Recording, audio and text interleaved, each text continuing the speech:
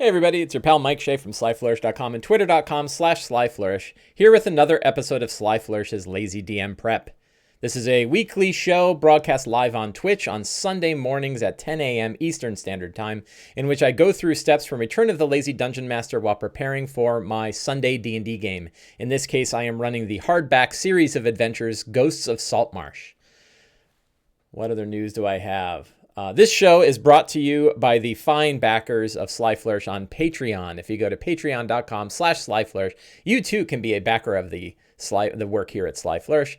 The backers on Patreon help pay for all of the equipment. They help pay for a lot of the overhead and maintenance required to keep Sly Flourish going. They pay for the website bandwidth. They pay for all kinds of things that keep Sly Flourish rolling forward. So if you would like to help support the show, you can support the show on Patreon. The links are down in the show notes. My new book, Ruins of the Grendleroot, Fantastic Adventures, Ruins of the Grendleroot, is now available in electronic form. If you go to slyflourish.com, let's go pull this up. Go to Sly Flourish. And right here on the right-hand side, you see the Ruins of the Grendleroot cover. You click on that, and you get, first of all, a free PDF preview of the whole of the first adventure in the book, plus all of the layout. And you get all of the links to be able to pick up the PDF or EPUB package. I put it in EPUB so that you can put it on your phone easily, along with the PDF, which looks good on a bigger screen. You can buy it for the Kindle. You can buy it directly from me on PayPal. You can buy it on DriveThruRPG. There is also the art book and map pack, which includes maps suitable for virtual tabletop play. You can get those either directly from me on PayPal or on DriveThruRPG as well. There is also a 60-page pre-gen packet that includes character backgrounds designed by James Introcaso himself for Ruins of the Grendleroot, including updates to existing character backgrounds such as the Soldier and Acolyte, but also the Black Claw Deep Delver and the Grendleroot Scholar, including your flaws, bonds, ideals, and all of those sorts of things. And then the sheets themselves. These have been slightly updated. It's one for every character class in 5th edition. And one of the things that we updated is they all now include nicely formatted spell description sheets. I had I think like a Word version that I had converted to PDF before, but now we have a nicely designed spell sheets, which means you can print this entire packet out and you will have all of the pre-gens for all character classes with spells ready to go to play your D&D game and each of the characters includes the rules. I shouldn't have scrolled past it. Includes the rules to level up to 5th level. So you can see here that they start at level 1, but they can get all the way up to level 5. And all of the things you need to level your character up to 5th level are here on the sheet, which means you can play for months with nothing but these pre-gen sheets and some adventures. That is available for free to everybody. So you can get that right here on Grendleroot Player Packet and pre-gen characters, plus the first level adventure for free. You can get all of that for free and play yourself some D&D. So that's all out and available. I want to thank everybody who supported that, everybody who backed it on Kickstarter. It's a huge deal. It took me more than a year to put that book together. I'm really excited. Let's see. Yeah, EPUB is great. So Meat Bunny says, EPUB is great. I got a blank look from another publisher at PAX when I asked for an alternative to PDF. Oh, I got thoughts about this. So I think that EPUB as a role-playing game format is highly undervalued by both players and DMs. By both players and publishers, I should say. I don't think people ask for it, and I don't think people necessarily know what to do with it. And I think publishers are, don't do it. It's also kind of hard to do if you don't know what you're doing. I'm lucky. I was actually kind of excited that one of my skills that I have cultivated over decades is being able to hack HTML by hand using regular expressions and text editors and things like that to kind of clean up HTML. And it turns out that making an EPUB is actually just writing a bunch of web pages. It's complicated, but it's basically that. So we exported the InDesign format into HTML, and then I wrote a whole series of regular expressions, like fancy pattern matching, search and replace stuff, to turn all of the styles that InDesign had done into styles that work well for EPUB. And it worked. Why can I not see my people viewer? I used to have a people fear. Oh, there it is. Yay. So, so I spent, on Monday was when the ebook shipped to the backers on Kickstarter. And I took the day off so that I could just sit there and stare at the screen and make sure that everything went smooth, make sure everybody was getting their copy, that there wasn't any weird errors, that people's PDF viewers are viewing it correctly. There's a lot of little details and a lot of things can go wrong. And the last thing I want to do is send out 1,000 emails to all the Kickstarter backers and then have 500 of them come back and say, this PDF doesn't open up in Chrome or whatever. So I sat there ready to go for any problems that happened. And very, very few problems happened, very small things that were easily fixed. And so in the meantime, I'm like, well, I might as well work on the ebook version. And so that day I took the HTML output and I hacked it together in an Epub and then made the Epub version available. So why does anybody want Epub? Epub is a ebook format. It's very similar to what you would get if you buy a Kindle book. By the way, it's also available on the Kindle.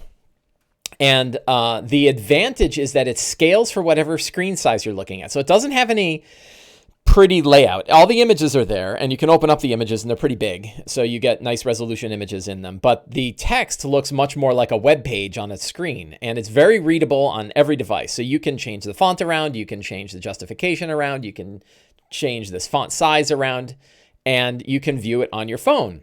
So it means that it will scale to your phone, it will scale to a computer screen, it will scale to an iPad, it will scale up to scale up and down to whatever device you want. Meat Bunny says, I like it because I can use night mode on the Kindle app on an iPad. Yes, so you can switch go from black text on white to white text on black, which is also what I prefer. I can pull it up here. Fantastic Adventures. This is the actual Kindle version, but same sort of thing. Trying to get to the front of a chapter. So, an example of what the book can look like on a phone. And, you say, oh, that's really hard to read. You can just bump your font size way up, right? And now you got a bigger one with a bigger font size. This is something you cannot do with PDFs. So I've seen that Drive-Thru-RPG is doing a whole effort to make phone-sized PDFs, which kind of makes me squint like, A, that means I have to do the layout again. And that's a pain. And B, we have Epub. We have mobile devices. Like, I don't know about Android devices, but iPhones include a Books app that automatically opens Epub right in Books. So if you get it, you can click it and bang, it's in Books and you're reading it. So it's really pretty straightforward to read. Anyway, I believe in it heavily. A lot of publishers don't. Like, I've seen very, very few books that are done in Epub format. But an adventure book like this actually works well. I don't have a lot of stat blocks. I don't have a lot of tabular data. So it means that it works well in an Epub. And that means that people can get the book and it's easier to read. So if you buy the PDF version of the book, either from Drive-Thru or directly from me, you will get the Epub version along with it. And that means you have a version that you can read on your phone easily, along with the full-size PDF, which of course is laid out really well. The Kindle version right now is actually $5 less, but it is only on the Kindle. You don't get the PDF with that, so that's why. And Kindle books, when you create a Kindle book for Amazon, you're kind of stuck with how they do things. And one thing they say is like it's got to be $10. So I'm like, okay, $10 it is. So it's $10 on the Kindle if you want to buy it directly for the Kindle. And my thought was that some people will. I don't know about that subheader. That subheader is really huge. My thought is that some people will buy the Kindle version just to have it easily on their Kindle. There is a way to take an Epub and convert it to Kindle. It's kind of a pain. I haven't really figured that part of it out. So anyway, I don't know what we're talking all about. Ruins of the Grendleroot. Ruins of the Grendleroot is out. If you want it, you can now buy the digital version. The print version will be out probably I'm gonna go conservatively and say a month. A month on the outside, hopefully sooner than that. We're going to start work on it next week. And we found one error in the PDF that we fixed. The nice thing is when you find an error in the PDF, it means you can change the PDF and upload it and everybody gets a new one.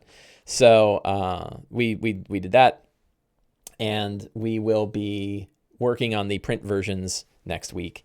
So, but we'll be working on them next week. But the problem with the print version is that you have a whole cycle of things that gotta get shipped around. So it's not nearly as fast as being able to look at the PDF, make sure the PDF's up to date, put it online, and everybody gets it. In this case, I actually have to print proof copies and receive those proof copies and approve them before anything else. Dragon here says, what was the error? The error was that we listed the name of one of the playtesters twice. Very small error. And the only person to notice this was the playtester themselves.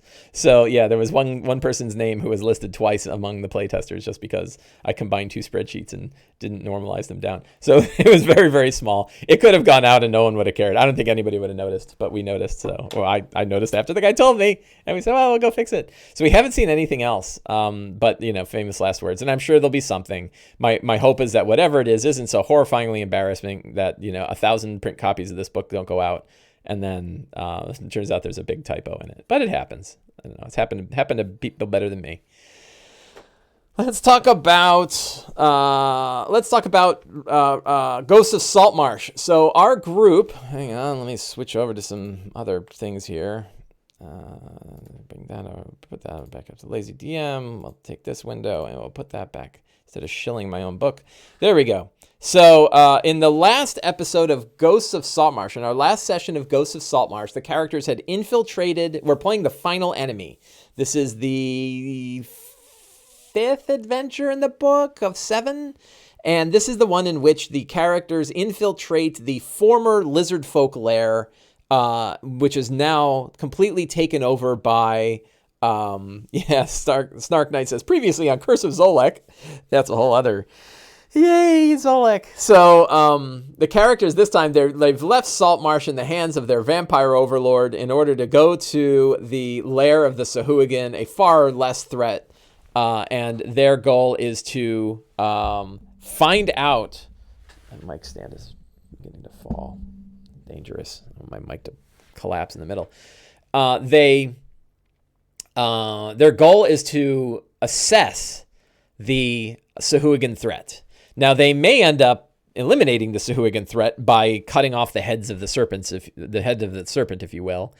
But in the meantime, they have made their way down into the depths of level 1, and they just got to the staircase that leads down into level 2. Let me pull that up. There we go. So this is level 1. Let's open this up in a new window. So they went in through area 1. They made their way basically all the way through, spending most of their time on the western side of the map before, and they got to the secret room. They got some magical treasure there, and they just entered area 19. So the strong start, and then they got alerted. Like one of the characters banged into something and alerted the group. So they are right about to face a big force of Sahuagin inside that area. One of the tricky bits, let's see, I in order for today's, I thought I'd use some of my brand new Caverns Deep Dwarven Forge stuff to support today's game. This is the room that I built that I will be bringing with me to run this part of the adventure. And so they hit a major force. So that's the strong start, right? Is, it's always nice to start right before a scene happens like that. So attack of the Sahuagin. And it's going to be, I think, make maybe one priestess and a bunch of the Sahuagin. I don't know. I'm going to fill the room up. So it's got, the interesting bit here is that the room has a bunch of Sahuagin and a bunch of slaves that are sort of carving through the walls here. You want to see the note screen? Yeah, I don't really, let's see. I didn't really type any notes yet. There we go.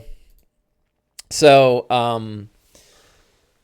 it's filled with a bunch of civilians, right? When the civilians are like orcs and hobgoblins and some lizard folk and some humans and stuff like that, and maybe some pirates. So the nice thing is that means they can't fill the room with fireballs, right? If they do, they're going to kill a whole bunch of slaves. So if you ever, that's always a way, if you want to stop your players from throwing areas of attack, put people in the way that they can't kill or that they'd rather not kill. And they can always decide to, but it'd be really bad. I don't know. So I know that that's going to be an issue because one of our players loves to cast him some areas of effect. So we'll see how he deals with that situation. Probably not particularly well. And if you see that little hole in the floor there, that the hole, let's see, right around here, that is leads down into level 2 of the Sahuagin lair. Yeah, grease and fire spells can't help with. Yeah, so it's going to be, Snark Knight. Thanks. Very minimalist. We could talk about that, my minimalist D&D setups. But I did just get my fancy sets of the new Dwarven Forge stuff, and I really like it. And I want to use it. So that's level 1. And yeah, so they're going to go down from area 19 down below. The interesting thing about the Sahuagin lair is that the middle level is the end level. It is designed so that the characters can either come from up top or down below, but the meat of the boss fights and everything are in the middle. It's an interesting level design. I presume that was the way it was in the original adventure. I'm almost sure it was. I didn't read the original adventure, but I know they stuck pretty closely to it. So if you look at level 2, you start in area 20. Area 37 is like the main altar where the Avatar of Sokola is. There's a whole bunch of like side rooms and whatnot. I don't know what area 41 is. We'll take a look at that. And then 42 I know is the throne room. So I made this is the throne room. I built this in the new Cavern Deep stuff as well. I'm cheating a little bit by making it like rough stone walls instead of like the actual temple is smooth stone, and I could have used my Dungeon of Doom stuff for that, but I really want to try out this new stuff that I got. So I built a lot of this, and it's got a lot of nice glowy pieces. It's got a cool like cliffside. This is a nice like triple tier elevation, setup. So that's going to be a lot of fun. And then this is the let's see. This is the Temple of Sokola. So my thought here is that they summoned the Avatar of Sokola here. They're performing some kind of terrible ritual up here. All of this is underwater. I think so. I ran this for my other group, and it was all underwater, which meant all of the physical terrain stuff didn't matter. They just swam everywhere. So having an elevated platform underwater doesn't really matter too much because you're underwater. You can just swim. There's no climbing. So it didn't matter too much. The players were just they were happy and it looked cool, so it really didn't matter too much. But I'm thinking of having like this under an air pocket, and that there's sort of like what the priestesses have created sort of an air bubble, and if you kill the priestess, the water rushes in and kind of smashes everybody. So I think that's going to be a terrain effect. I might throw that under my fantastic locations area here. So that is sort of the main entryway. And then was that all of it? Yeah, that. So, and this is how if anybody cares, this is how I pack up all of these rooms. So all of these rooms, this room, this room, all pack up into these 2 boxes. And then I take those with me to the game shop. So that's my minimalist D&D setup. This is also part of my minimalist D&D setup. I bought a Wormwood portable dice tray and a little vault thing when I was at PAX Unplugged this past weekend. So I'm looking forward to bringing that. But minimalist it is not. He's Not Your Problem says Area 41 is the banquet hall. Let's take a look at that, because that's a room. That's a room I am not familiar with. Is this 41 dot? Banquet hall, quarters leader, great hall, tile floor, black pillars. Sahuagin Banquet Hall, so informally when individual hall is used for only important functions.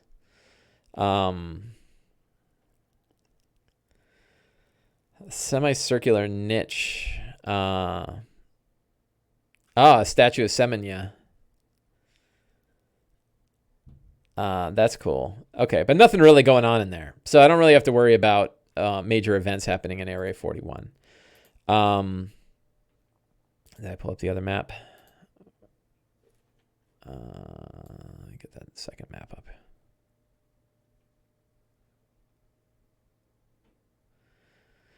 And so, yeah, the areas, there we go. So I don't really have to worry too much about things that are going on in the other rooms. There are some other secret rooms. There's a treasure vault, I think, somewhere, or I think I created a treasure vault. So one question is like, when do they get a rest? Because they're going to, if they're going to actually take on all this stuff, so they don't have to take it all on. They could just sort of witness it and peer in and see it, which would kind of suck after building all that Dwarven Forge out. But they might just sort of witness it and see it.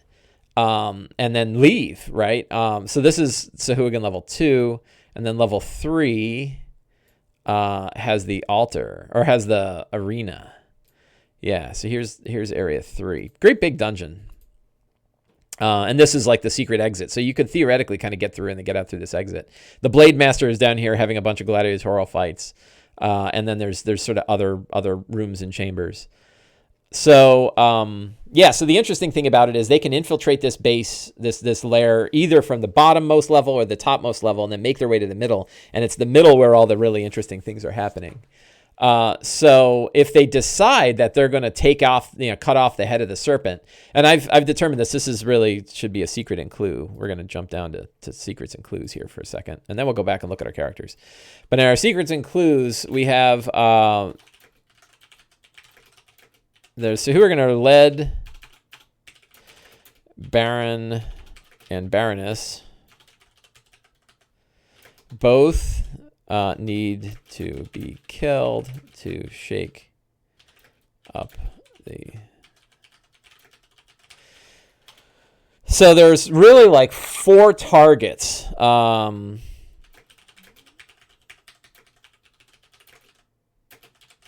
A high priestess summoned an avatar of Sokola. Both need to be killed to prevent... To scatter the Sahuagin, right? There's a powerful Blade Master fighting slaves in the arena. If everyone's dead, he'll leave.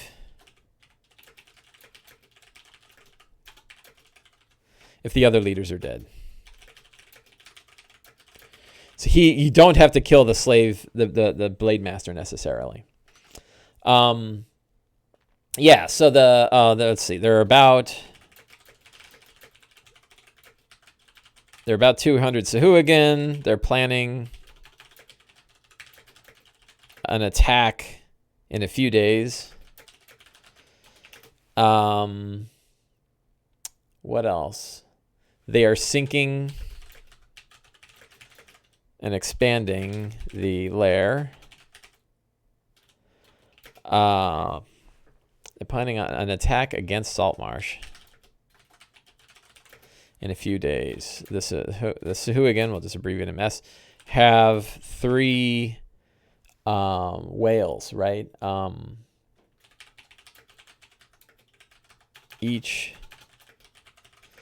Each ridden by a priestess. And that's how they plan. The priestesses plan to hammer Saltmarsh with tidal waves, with tsunamis.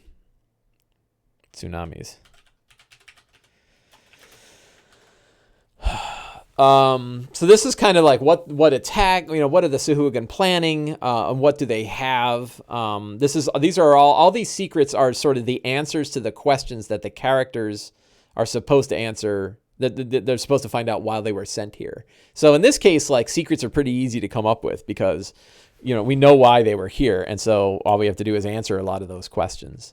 What else? I guess the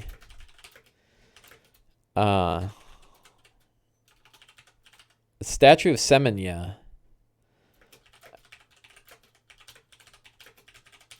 So here's a dirty trick. You don't necessarily have to give characters a full rest. You can give them something that is the equivalent of a full rest. So perhaps filled with holy energy and this. Again, avoid it. If you have a statue in the middle of the lair, and if you lay hands upon the statue and it sends out a blessing of energy, and this blessing restores the characters as though they have received a full rest. They are fully healed. Their spells are restored. Everything that they would normally get after 8 hours of rest, they get immediately. That is a way to give the characters the option of a short rest or a long rest without having to actually take one from the story perspective. So I like that trick a lot. The idea of like you're in an unholy place and there's a holy statue, and the holy statue emits a powerful thing that gives you the equivalent of a long rest.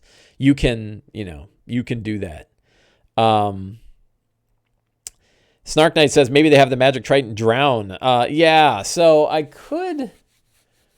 That might not. So I did that in my other game, my Wednesday game.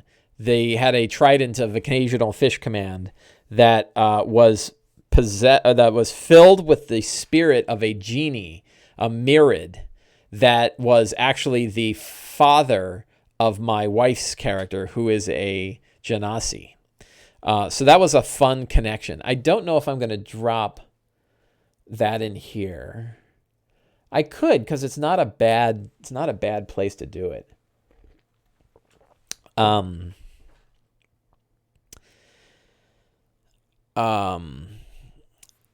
don't know. I think they're pretty good on magic weapons, though.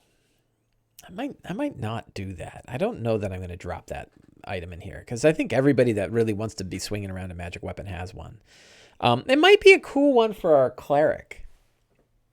The cleric would, he would probably like that. So maybe I'll put it a trident.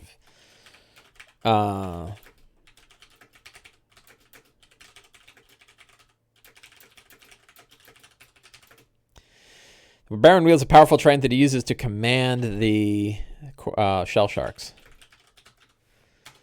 That's not a bad one. The other final secret is that the Sahuagin came here after fleeing the Endless Nadir, which sits within. This is really another secret. We're not going to pack two secrets together here. Don't mind the cat. The Endless Nadir. Where you going, kitty? What's your plan? You got a plan? The Endless Nadir sits within an ancient...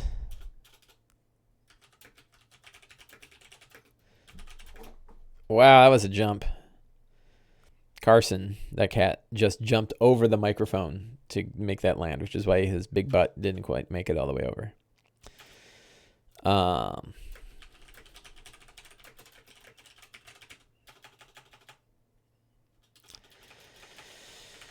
The Endless Nadir sits within an ancient elven city. Yeah, so boy, I hammered out the secrets. That's 12 secrets instead of 10. Let's take a quick look at our characters, though. I should have started, of course, with taking a look at the characters. So, and I can't remember. I think Pat is out today.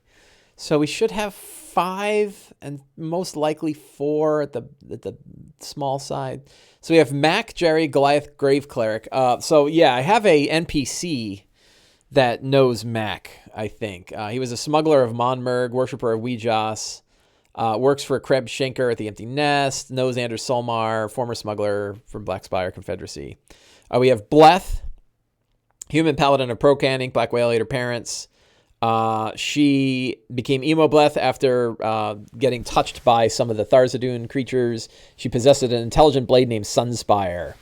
We have Skylar, a Aarakocra Storm Cleric. The cloak wears a cloak of protection. He's being watched by Ayus. He got his head ripped off by a Vargul, but he got better. We have Joe. So he just got the wheel. He's now the wielder of Thorzadun. I love Thorzadun, a magical ore that he uses to beat the crap out of people. He proselytizes Zygig, but he now hears the voice and whispers of Thorzadun through his magical ore. We have Dave, played by Jay, a Triton. His sister is a former follower of the Chain God who is now recovering. And we have Thurvin, Pat, half sea elf storm sorcerer, who hates Zolek, but he is the player is not here today. So those are the characters. I'm trying to think if there's any. So one thing that occurs to me, it occurred to me yesterday. I was having a nice chat with folks on Discord. I have a Discord channel, by the way. if you ever want to jump in, called the Lazy DM Minute Clinic, where we can talk about anybody's game and noodle through ideas and just chat about D&D stuff. But it's a nice small place. It's not overwhelmed with people, a couple people that hang out there all the time. And we were talking about the themes of adventures, and that it's nice to have that shining star where you know what you're going to be doing in the adventure. And it's like in Hoard of the Dragon Queen and Rise of Tiamat, it's Stop Tiamat's Rise. And in Curse of Strahd, it's End the Curse of Strahd. And, a lot of time the title can be turned into it. Storm King's Thunder, it's End the Giants Rampage. But you could also turn it around to, get rid of Imrith. Escape the Abyss in Out of the Abyss. Stop the threat of the elemental princes in Princes of the Apocalypse. Stop the Apocalypse, right? The Prince's Apocalypse. So each of them have like a central theme that you can usually describe in 2 or 3 words. And I don't know that this one. So because this is a series of independent adventures, there isn't a central theme like that. There isn't a single villain. There isn't a central theme. I think that there's a couple. So one of them is Stop the Sahuagin Threat. Right, and 3 of the adventures focus on stopping the Sahuagin threat. And you could probably tie some of the other ones in there. There's also like eliminate the threat of the Scarlet Brotherhood is another theme that can kind of go on in the same one. Seal off the Endless Nadir could be one that, like, you've been hearing about the Endless Nadir. The Endless Nadir is actually what pushed the. I'm making this up. The Endless Nadir is what pushed the Sahuagin to attack Saltmarsh. It needs to be closed as well. That ties into the other adventures that exist. Get rid of get rid of the Avatar and seal the Endless Nadir. Those are good ones. So you can, and then, now in this one, it's, end Zolek or remove Zolek or kill Zolek or something like that. Could be another sort of subplot. It's not really a main plot. Like Zolek isn't the one that's behind everything that's going on. It's more that like the cult of Tharizdun is sort of behind all of the things. So ending the threat of, the cult of Tharizdun or I go back to seal off the Endless Nadir, I think is a central theme that you could sort of build. But I think that from that initial campaign standpoint to saying like, what are the major themes of the campaign? And if you go to your fronts and you say like, well, my fronts are the Sahuagin are a front. A front is a front is an idea that came from the game Apocalypse World. And the idea is like you have these major movers, the movers and shakers in your world. And it may not be villains, it may be environmental things. So it could be like the moon is going to crash into the world. It could be a what they call a front. Think of it like a weather front kind of rolling in, or a front in war. Like the Eastern Front. So the fronts in this one are Scarlet Brotherhood is trying to take over the government of Saltmarsh. That's a front. Zolek is slowly taking over Saltmarsh as well. That's a front. The Sahuagin are attacking. The Sahuagin are a front, and the cult of Tharizdun, the forces of Tharizdun, are another front, right? And the forces of Tharizdun include like the cult of Tharizdun, and it includes the hole in the bottom of the ocean and the Endless Nadir. It includes all sorts of different things, the whole pirate ship thing. So all of those are, potential fronts that this game could have, but it doesn't have that sort of central theme. End the Death Curse, right, is a real good one for Tomb of Annihilation. Save Elturel is the central theme of Descent into Avernus. This one doesn't have a clear one. Like you could just make it the Sahuagin, right? You could kind of ignore all the Scarlet Brotherhood stuff and just do the main 3 adventures and then sort of tie in the other ones. And then when they defeat the Sahuagin threat, they've kind of completed it. But this one sort of meanders a little bit. And I think that it is worth knowing that it meanders a little bit. And it's worth recognizing that you're going to have to make those fronts clear to your players because it isn't as nearly as clean as these other adventures are concerned. Let's take a look in the chat. Sahuagin tries to look cool in the final enemy. No one minds cats. That's good. Tharizdun, people like that. And other fronts advance even as the party engages with a particular front. Yeah, so this is a trick. Your fronts move forward. So, hey, somebody wrote about this, I think. Let me take a look here. Let's go over to Return to Lazy Dungeon Master. And let's look at, what chapter is that? Building a Lazy Campaign. This is a spiral. Defining fronts. Yeah, so this is in chapter 16 called Building a Lazy Campaign. And this one, I can make sure my mic's in the right spot.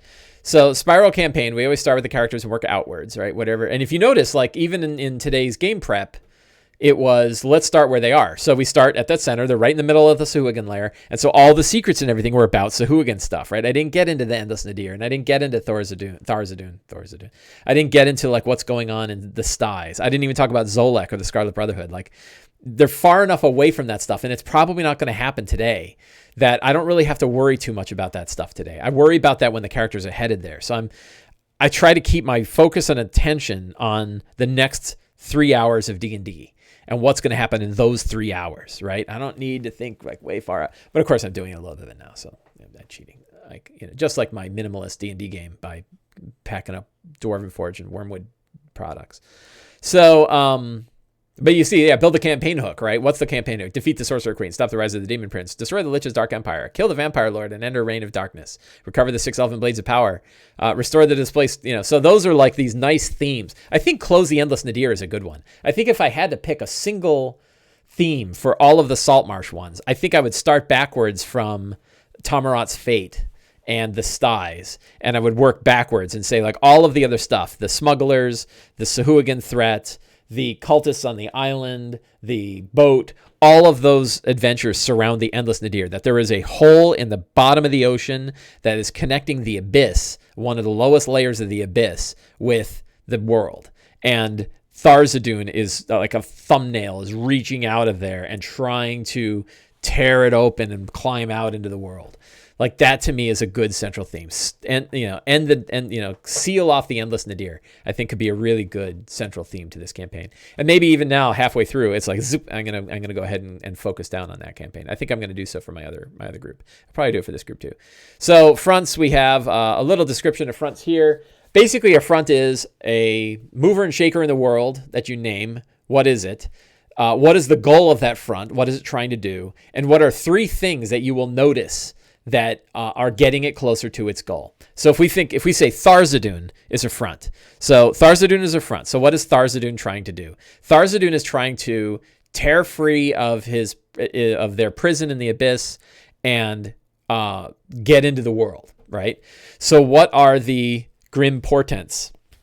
What are the 3 visible steps that show that it is on that Tharizdun is making its way here? 1, the avatar of Tharizdun makes its way into the world. The black whale, a giant whale warlock, is swimming around in the seas. That's 1. 2, the obelisk becomes discovered. People discover the obelisk, this giant obelisk that's piercing out of the ground on an island that sits up above the trench that leads to the Endless Nadir. That is number 2. Number 3, the undead armies of pirates rise up and begin to attack from the Endless Nadir. And then 4th is Tharizdun, after so much time. Those aren't great, now that I think about it. Like, I'd have to spend more time coming up with those, because those aren't great grim portents. But they'll serve. That'll work well enough. Like, what's the actual threat? Like, if Tharizdun's trying to come out, what is he trying to do? Well, he's got cultists that are trying to, maybe it's like a vast sacrifice. Like, what would he need? This is sort of like Tiamat's Rise. Like Tiamat's Rise was get enough gold and use the gold to kind of open up the gateway and lure Tiamat into the world, I think. So what would bring Tharizdun into the world? Like, the Endless Nadir becoming bigger would be a big one. But what tears open the Endless Nadir? Is it death? Is it like sacrifices? What would the cult of Tharizdun try to do? What would their plan be? And I don't really know. I don't think I've got a good answer to that right off the bat. But it doesn't matter. Sealing the Endless Nadir is what the characters are trying to do. Certainly the Endless Nadir is spewing out necrotic energy and creating undead and doing all kinds of terrible stuff, which actually makes me think, I'm totally ranting and rambling at this point, but that's okay. It makes me think that I'm going to switch the final 2 adventures. I think the next step is going to be going to the Styes. And then the final adventure will be Tamarot's Fate, and I'm going to change a lot of Tamarot's Fate. I think these final 2 adventures, after we finish this one, I'm gonna twist and turn those adventures more so than I did previous ones, because they're really built as standalone adventures, and I'm more interested in certain pieces and parts of them than I am in the whole thing. So the murder mystery that surrounds the styes, I'm probably going to toss out the murder mystery and focus on the characters hunting down cultists of Tharizdun. The cultists of Tharizdun. And as He's Not Your Problem says, are you going to have the Pit of Hatred serve as the Endless Nadir? And the answer is yes. The Pit of Hatred is going to be the Endless Nadir. So I'm going to take that whole third act of Tamarat's fate, which is the characters going underwater to the ruins where Tamarat, the pirate ship is, and it's at the bottom of a vast trench. And I'm going to replace the island up above that has the ruins and everything on there. I'm going to replace that with a island that I'm stealing directly from Lovecraft's short story Dagon. And that there is it's this island that's sort of risen up. Like imagine a trench rose up an island up above and then sunk down deep. And it's like 1,000 feet deep is where the Endless Nadir is, down in the bottom. And up above is this severed island with a great cliff. And there is a obelisk that sits atop of this cliff that is ancient, right? It's been there way longer than people have been there. And it's 50 feet high and covered with terrible runes, and it's surrounded by chuuls. There's these these chuuls are like the original sort of guardians of this thing, and they're still alive. But then there's also cultists and there's people that have been transforming. So very Dagon-like. I'm definitely gonna throw a lot of Dagon in here. As written, the house in Tamarat's Fate is too large without enough story inside. Yeah, so I read Tamarat's Fate. This is the 7th adventure in the book. And it's meant to be, it could kind of be cool if you ran it the way it is, but it doesn't fit into a theme. And the theme is essentially you go into this big house and you're there to protect the house as you are being attacked by wave after wave after wave of undead pirates, which is fine. But I'm going to just use the undead pirates, on their own, and I don't need the house. And instead of the house, I'm going to have an ancient island with a big monolith on the top. Maybe I don't know about ruins, maybe some of the cultist formed ruins there, but we already did the problem is there's 3 adventures with cult ruins on top of islands. So yeah, I'm not gonna do that. Meat Bunny says Saltmarsh always read something where the designer knew people were going to kitbash it and took steps to make it work. Yeah, maybe. I mean, they try to make each of the adventures standalone, and many of them are completely standalone. But it is not. I haven't finished it yet, right? So I can't say this for sure, but I feel like it's not going to be too hard to steal parts of it. I love the idea that there's a aboleth who's sort of the mastermind of Tharizdun, right? I think that's really cool. And that the aboleth is sort of ruling over the styes. And I also like the idea that people in the styes that what's he called? The Golem, as I name him. The Golem, who is Mr.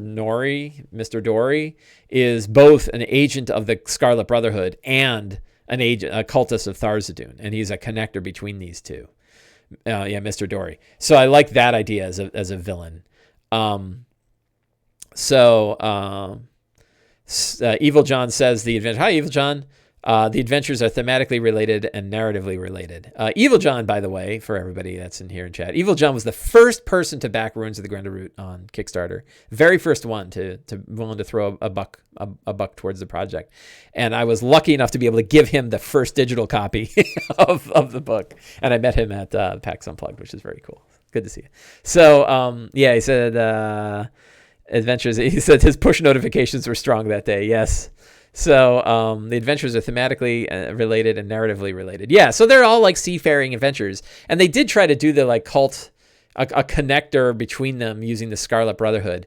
But I think it gets weaker later on. It's actually a nice subplot that sort of connects everything together. But my Wednesday group's a little tired of the Scarlet Brotherhood stuff. So I think they're going to have a final conclusion with the Scarlet Brotherhood in the Wednesday game. They did not release a vampire, so it's a totally different story. And I think my Wednesday group, my Sunday group is all about what are we going to do about. They're way more worried about Zolek than they are about some of the other stuff. So I think there could be the cult of Tharizdun, Zolek versus Tharizdun and Zolek versus the Scarlet Brotherhood. I think could be really interesting. So we'll have to see.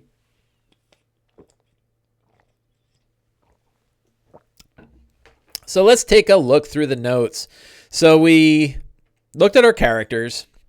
I don't know that there's too much that I'm going to drive in. I think for Mac, I definitely want to have an NPC who's connected to Mac, and I've got one down in my NPCs. The strong start is attack of this hooligan at the stairwell. down to level 2. I'm not going to worry about scenes because I don't know where it's going to go after that. I don't know what they're going to do, and I like to leave it open. I will say, like, it's very interesting to me that in Ghosts of Saltmarsh, the strongest adventures, well, I guess 2 of them, right? So the first adventure, Sinister Secret of Saltmarsh, is very much here's a situation and let the players navigate the situation how they choose. And the same is true with Final Enemy, that like the Sahuagin are in a lair. Your job is to find out how strong they are and what kind of threat they are and then come back. And if you can, eliminate that threat. How you go about it, you go top, you can go bottom, however you want to do it is fine. I think that Danger at Dunwater is tricky because it's that whole like, well, if you start murdering lizard folk, you've completely screwed up the adventure. And other than that, it's a couple of quests. I think that, so the one that Merle's did, the third adventure, somebody will help me. What was the name of the third adventure where you go onto the boat? That adventure was a fantastic, salvage operation. Yeah. So salvage operation, is another great, situation of like, here's this ghost ship. You need to get on the ghost ship and either get a MacGuffin or kill a boss or whatever it is. But you get to choose how you sort of go through the ship, and I like that. It's very open. It's sandbox. It's a nice. I love these like sandbox things. Like you're going to be in the lair, whichever direction you go in the lair is great. Somebody talked about how dungeons were like really great designs for D&D because it's like you can go wherever you want, but you're not really leaving the edge of the dungeon, right? And so that DMs can prepare somewhat, but not a lot. It also shows the advantage of playing a published adventure where like there's like whatever it is, 63 rooms in this place. I don't have to write 63 rooms in order to get this going. I just use the adventure. So I like the sandbox nature of this adventure a lot, and it means I don't have to prepare scenes, right? I'm good scene-wise. So I hammered out a bunch of secrets and clues. I think that's fine. I don't need to do. So Elmore is the human wizard, veteran of Monmerg, known by Mac, Gag, Broken Fingers. I think he might be one of the people that they find in this dig. I think that, and they'll have a connection to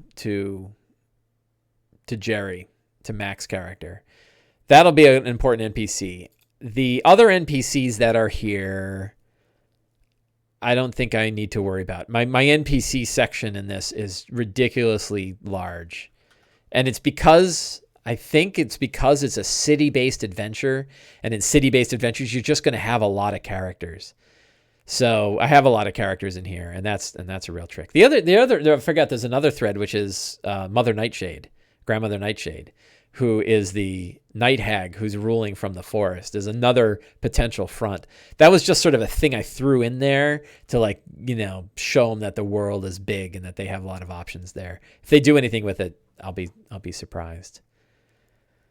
Monsters are all in the book. I don't need to worry about that. The treasure is in the book, but I think we're going to do that trident. And I think I might still have it possessed by a Myrid. I don't know. It's pretty. I don't know. I don't know if I'm gonna have it possessed by a Myrid. Maybe we'll see. I can always have it, and I can throw that in that it's possessed by a Myrid, and then maybe the trident starts to gain some of the powers that the Myrid has. So if we look at the Myrid, this is what I did in my Wednesday game, and that was kind of nice. Let's drop open in a window here. Oh, come on. Is that not how Myrid is spelled? Marid. I was close. So a Myrid has a bunch of innate spell casting stuff. We could basically just take these spell casting options and start to make them part of it. So, for example, maybe the trident can do all of these spells at will, right? A person who is attuned to this can do create and destroy water, detect good and evil, detect magic, fog cloud. Probably not at will. At will is pretty powerful, right? Like fog cloud at will, they're gaining a lot. Detect magic. magic. Yeah, these are all first level spells.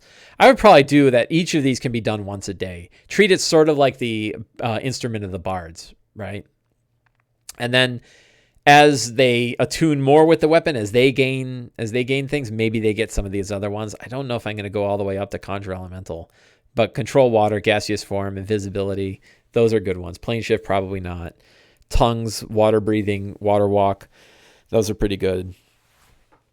Those could all be good powers to kind of drop on a Trident of Fish command that is possessed by a Myrid.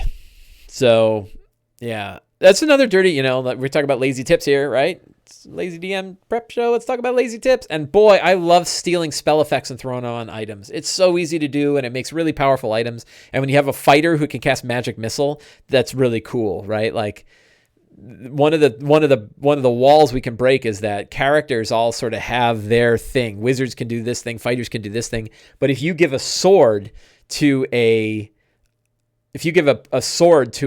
cleric that lets them do a particular maneuver, then now they're bleeding into another area, but only because of this item. It's not like you're house ruling a whole new class thing. It's that you're letting the character sort of branch out from their thing. And the action economy is what keeps you in check, right? If you say that this sword can let you do a maneuver, well, that means the cleric has to use an action to use it. They don't get more actions. So that's a real way of controlling the power of these items, giving players something that really makes their character feel new and different and interesting. You don't have to come up with a whole new power. I think I did for the Ore. I had some crazy stuff for the Ore. But it really lets them thematically change their character without you having to do a lot of design work. Let's see. Most of the WotC adventures are hard to use to kickstart a homebrew campaign, since they're rather weighty and last to level 10. Something like Grendleroot or Phandelver, where it gets you to level 5, can give you enough to see what your player's like. Yeah, that's true. I do wonder if I'm going to second guess my book that just came out. I do wonder, what Grendleroot would have been like if I went all the way from 1 to 10. But I also know that the likelihood that people are going to play that adventure all the way from 1 to 10 is not super likely. So I left that option where you can expand on the book a lot. But I wanted it that, I wanted to make those adventures so they could be one-shot adventures, because that might be how they are played. I think that the hardcover, so I don't do it as often. I like to play the hardcover adventure. And I was listening to Matt Colville today. I was listening to his video podcast, and he was talking about some of the advantages of published adventures and the idea that we're all talking about the same story. So like I'm talking about Saltmarsh, and we can talk about other people who played Saltmarsh, and all of us have this conversation about, oh yeah, we all played Saltmarsh together. I think that is a neat conversation. If I talk about what happened with my group in Tomb of Annihilation, other people can sympathize with that. We can coalesce around that story. So it's another reason why I like playing published adventures. But I know that the majority of DMs do not play published adventures. They play their own. And I think they are something that you can steal from which you can steal. I think that stealing locations from published adventures is a really useful tool, and it saves you a lot of time and energy. But yeah, these are also big books. And so if you have to read them, that can be difficult, right? It takes a lot of time to read them. So like, I don't know if I'm going to be playing Descent and Avarice or not. I'll have to talk to my groups about it. But if not, I'd like to read it enough that I can steal it. Drager says, I find the hardcovers a little too railroady. I'm going to disagree. I mean, of course, how we see it is all how we see it. I think some of them are. I think that Dragon, the first ones were certainly more railroady. Evil John says, reading hardback adventures makes me sleepy. Not me. I love reading them. I'm reading the Eberron book now, and I just love it. I think most of them fit that sandbox style. I think that everything since Horde and Rise at Tiamat said that they are really railroady. But if you look at Princes of the Apocalypse onward, they are focused sandboxes, most of them. And then the size of the sandbox changes. So Storm King's Thunder was a huge sandbox, and Curse of Strahd was a little bit more narrow. But most of them have these, I think they're pretty sandboxy. I'd say that most of the hardback adventures certainly have a sandboxy feel to them. There are certainly exceptions to them. I'm sure we could go back and talk about exceptions, but I'll say half of them I think are pretty open sandbox sort of adventures, and then maybe half of them have a track that they go down. So I don't know. What else? Is there any other parts of this. Am I ready? Do I feel ready? I feel ready. I'm ready to go. I got my Dwarven Forge set up for my minimalist D&D. Where's that? Let's bring up the cool one. That one's not so cool. I built this one. It's got nice levels in it, and but it's a relatively small room. I don't know. It doesn't totally excite me, this one. You know, it's fun to do, and it does have that organic feel. Like there's not a right angle in this place, but it's not the coolest. This guy, I think, is wild. This is the moneymaker. This is the one that's going to get all the attention. I'll give you a quick Dwarven Forge tip. If you were going to get into Dwarven Forge, and I gotta say, I love them. I love the people. I love Dwarven Forge stuff. Do I recommend it? If you think it's cool, then sure. But you don't need it, and it doesn't make your game that much better. Like if you're not a good game is a good game whether you have Dwarven Forge on the table or not. It's cool stuff, and I like it. If you were to get into Dwarven Forge, one way to get into it that I think is pretty effective is focusing on what they call scatter terrain, and that means you don't have to build walls, corners, floors. That instead you see this big like 3-pronged mammoth tusk altar. Just get that and put that in the middle of your grid, and it's great. See this tower in the back? That's called the Stairway to Violence, which I think is an awesome name for a thing. That's Stairway to Violence. You can buy just that on its own, and you can drop it in the middle of a table, and it gives you this really cool piece of elevation for your tabletop terrain that isn't going to break the bank. I mean, it's still not cheap, right? I don't know what a Stairway to Violence costs. It's not cheap. But boy, it's going to get attention. Like, you know where your dollar is going because you've got this big piece of awesome, terrain that's 3 stories high, and it can be loaded with guys. It can be slippery and hard to get up, and it's got that glowing glyph in the center and all this stuff. So one way to sort of get into the Dwarven Forge side, which I'm going to probably be focusing on from here on out. I think I'm done with big tabletop setups, and I'm instead going to hunt and peck for the specific pieces of what they call scatter terrain. And to me, a scatter terrain is a single piece that you can use independently of anything else. It's something that you can drop in the middle of a battle mat and it looks cool. Think of like a big gnarled tree, or this crazy glowy altar, or that Stairway to Violence.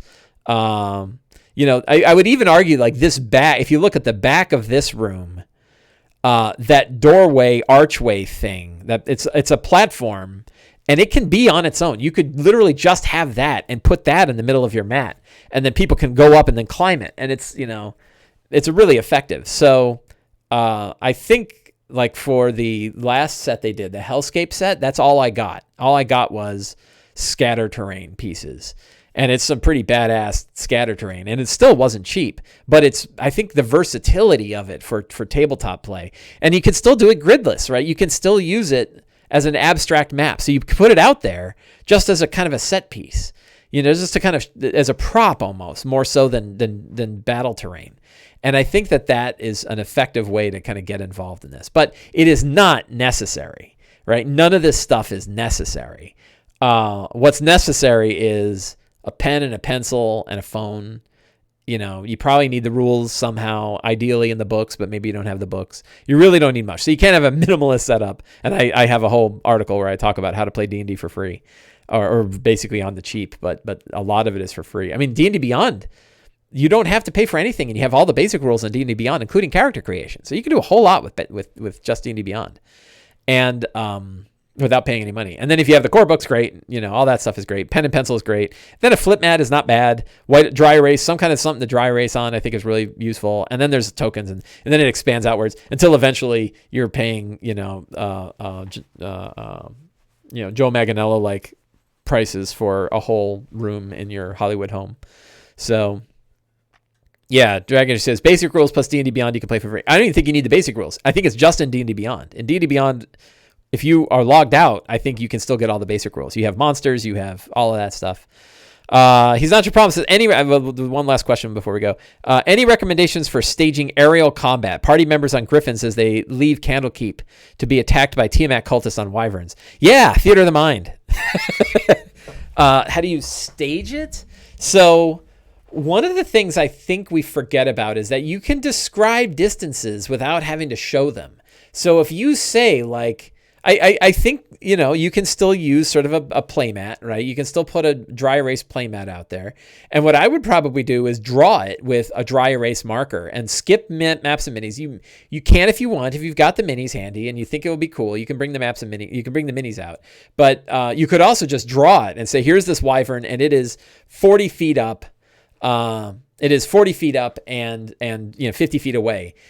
Or you could just describe it like they're, from the perspective of each character. Okay, Mac, it is your turn. You're flying on the back of a griffin. There are two cultists, both riding on wyverns, that are 50 feet ahead of you and upwards. And you're like 50 feet. And then they look at their spells. What spells do I have that are within 50 feet? I could do this. What if I cast Hold Monster on the wyvern, right?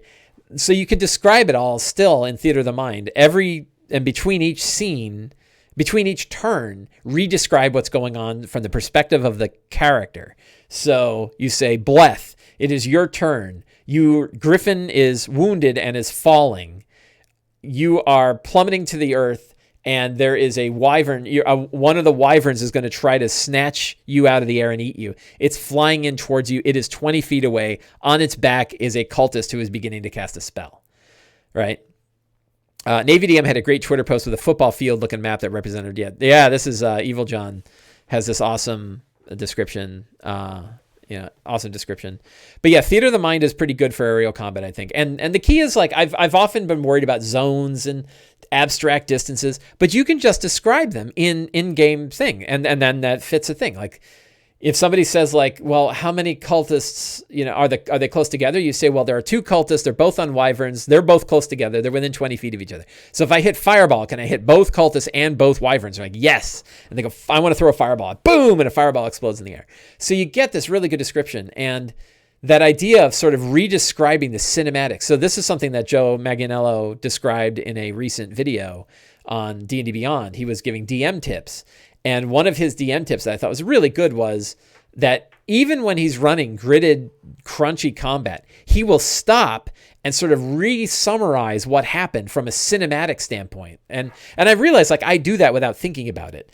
I'll kind of go a few turns back and I'll say, so here's what happened. Bleth just ran through one of the vampire spawns with her sunblade. It burst out of his chest. Light is shining out. The two other vampires are freaking out. The one vampire that's on you has grabbed you and is going to bite you, but his attention is turned as he saw that craziness. What do you do, right? And you sort of go back and sort of describe a few turns back what's going on, so it sort of builds this cinematic situation.